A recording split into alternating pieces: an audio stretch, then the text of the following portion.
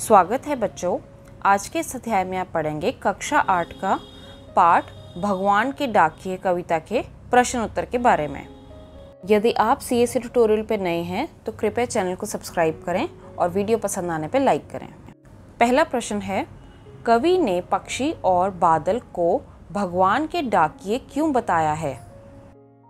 इसका उत्तर है, कवि ने पक्षी और बादल को भगवान के डाकिए इसलिए कहा है क्योंकि जिस प्रकार डाकिए संदेश लाने का काम करते हैं, उसी प्रकार पक्षी और बादल भगवान का संदेश हम तक पहुंचाते हैं। जिस प्रकार बादल और पक्षी एक दूसरे देश में जाकर भी भेदभाव नहीं करते, उसी तरह हमें भी आचरण करना चाहिए। आचरण का अर्थ है बिहेवियर। दूसरा प्रश्न है, पक्षी और बादल द्वारा लाई गई चिट्ठियों को कौन कौन पढ़ पाते हैं? सोच कर लिखिए। इसका उत्तर है, पक्षी और बादल द्वारा लाई गई चिट्ठियों को केवल पशु पक्षी, पेड़ पौधे, नदियाँ व पहाड़ ही पढ़ सकते हैं। तीसरा प्रश्न है, किन पंक्तियों का भाव है? पहला, पक्षी और बादल प्रेम, सद्भाव और एकता का संदेश एक देश से दूसरे देश को भेजते हैं। इसका उत्तर है, पक्षी और बादल ये भगवान के डाकिए हैं जो एक महादेश से दूसरे महादेश को जाते हैं। हम तो समझ नहीं पाते हैं, मगर उनकी लाई चिट्ठियाँ पेड़ पौधे, पानी और पहाड़ बांझते हैं। इस प्रश्न का ख भाग है, प्रकृति देश देश में भेदभाव नहीं करती। एक देश से उठा बादल दूसरे देश में बरस जाता है। इसका उत्तर है, और एक देश का भाप दूसरे देश में पानी बनकर गिरता है। चौथा प्रश्न है, पक्षी और बादल की चिट्ठियों में पेड़ पौधे, पानी और पहाड़ क्या पढ़ पाते हैं? इसका उत्तर है, कवि का कहना है कि पक्षी और बादल भगवान के डाकिए हैं। पक्षी और बादल की चिट्ठियों में पेड़ पौधे, पानी और पहाड़ भगवान के भेजे एकता और सद्भावना के संदेश को पढ़ पाते हैं। इस पर अमल करते नदियाँ समान भाव से सभी लोगों को अपना पानी बांटती हैं। पहाड़ भी समान रूप से सबके साथ खड़ा होता है। पेड़ पौधे समान भाव से अपने फल, फूल व सुगंध को बांटते हैं, कभी भेदभाव नहीं करते। पांचवा प्रश्न है, एक देश की धरती दूसरे देश को सुगंध भेजती है। कथन का भाव स्पष्ट कीजिए। इसका उत्तर है, एक देश की धरती अपनी सुगंध व प्यार को पक्षियों के माध्यम से दूसरे देश को भेजकर सद्भावना का संदेश भेजती है।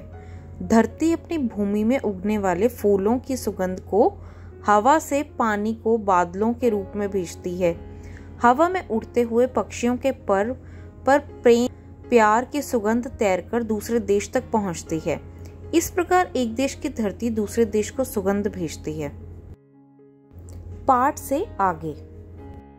पहला प्रश्न है, पक्षी और बादल की चिट्ठियों के आदान प्रदान को आप किस दृष्टि से देख सकते हैं? इसका उत्तर है, पक्षी और बादल की चिट्ठियों के आदान प्रदान को हम प्रेम, सौहार्द और आपसी सद्भाव की दृष्टि से देख सकते हैं। यह हमें यही संदेश देते हैं। दूसरा प्रश्न है, आज विश्व में कहीं भी संवाद भेजने और पाने का एक बड़ा साधन इंटरनेट है। पक्षी और बादल की चिट्ठियों की तुलना इंटरनेट से करते हुए 10 पंक्तियां लिखिए। इसका उत्तर है, पक्षी और बादल प्रकृति के अनुसार काम करते हैं, किंतु इंटरनेट मनुष्य के अनुसार काम करते हैं। पक्षी और बादल का कार्य धीमी गति से होता है, किंतु इंटरनेट का कार्य तीव्र गति से होता है।